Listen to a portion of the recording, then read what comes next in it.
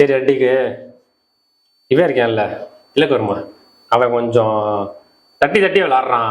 கொஞ்சம் நல்லா ஃபார்ம் கொண்டு வாப்போ. திலக் வர்மா ஃபார்முக்கு வரணும். அவ்வளவுதான். ஏப்பா திலக் வர்மா, என்னப்பா பேட்டிங் ஆடிட்டு இருக்க? உனக்கு பேட்டிங்கே சரியில்லை. நீ போ ரிட்டையர்ட் ஆகிட்டு ஆகு. அப்பதான் நம்ம டீம் ஜெயிக்க முடியும். போய் உட்காரு போ. என்ன காரியத்தடா பண்ணி தொலைஞ்ச? உன்னை அவன் நல்ல ஃபார்முக்கு கொண்டு வாடான்னா போய் உட்கார வைக்கிற. நெக்ஸ்ட் மேட்ச் பாருங்க. நெக்ஸ்ட் மேட்சா? இந்த மேட்சே புடிங்கிட்டு கூடு சூப்பரா. டே கைய குடுறா. டே ஐயோ எப்பட்றா அந்த திறமை கொண்டு இருக்கு. அவன் ஜெயிச்சு கொடுத்தா. அவன் ஃபார்முக்கு வந்துட்டான்டா. எப்பட்றா என்ன பண்ண? அவனுக்கு ஒரு வீக்னஸ் இருக்கு. என்ன வீக்னஸ்? அவனுக்கு ட்ரிகர் பண்ணா அவன் வெறியாயிரும். அதான் அவனோட வீக்னஸ்.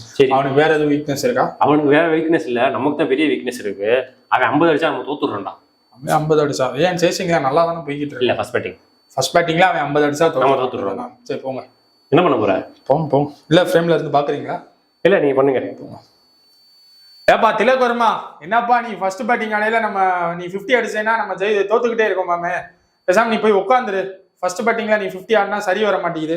இல்லாட்டினா சரி ஓகே நீ இறங்கி என்ன மேட்ச் பண்ணு. ஆனா 50 மட்டும் அடிக்காது. ஒண்ணு 49 இல்ல 80 70 அந்த மாதிரி போயிரு. 50ல அவுட் ஆயிடாத. எப்படா ஜெயிச்சிட்டோம்? அப்ப 50 அடிச்சு ஜெயிச்சது இல்லடா. எப்படா ஜெயிச்சோம்?